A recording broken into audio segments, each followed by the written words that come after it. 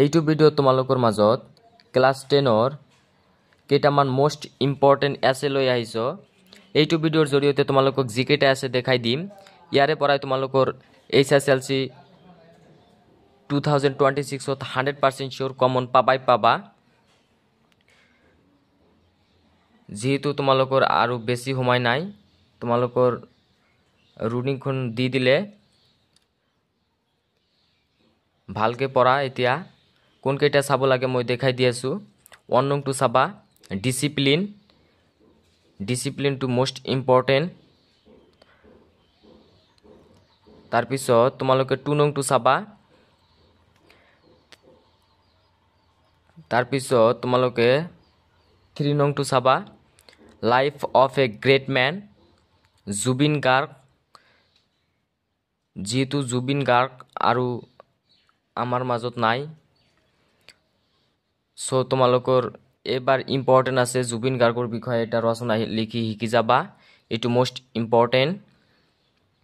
তাৰপিছত তোমালোকে 4 নং টু চাবা মোবাইল ফোনস আৰু ইন্টাৰনেটৰ বিষয়ে এটা ৰচনা লিখি শিকি যাবা, মোস্ট ইম্পৰ্টেন্ট হয়। তাৰপিছত তোমালোকে 5 নং টু চাবা ফিজিক্যাল এক্সাৰসাইজ টু মোস্ট ইম্পৰ্টেন্ট হয়, আহি থাকে এইটো তোমালোকে চাবা।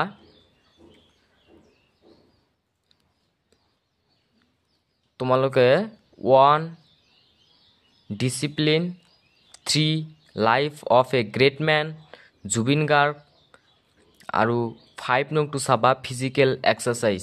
এই তিনিটা বহুত ইম্পৰ্টেন্ট আছে। যদি তোমালোকে এই 5টা ৰচনা পঢ়া তেনেহলে তোমালোকে 6 মাৰ্কস পাবলৈ সক্ষম হবা। তোমালোকৰ ইংলিশৰ এছে লিখিব আহিলে তোমালোকৰ 6 মাৰ্কসৰ আহে। সো তোমালোকে ভালকে লিখি শিকি যাবা। ইয়াৰে পৰাই তোমালোকৰ 100% শিওৰ কমন পাবা। যদি তোমালোকে মোৰ চেনেলত প্ৰথমবাৰৰ বাবে হোৱা চেনেলটো সাবস্ক্ৰাইব কৰিবা।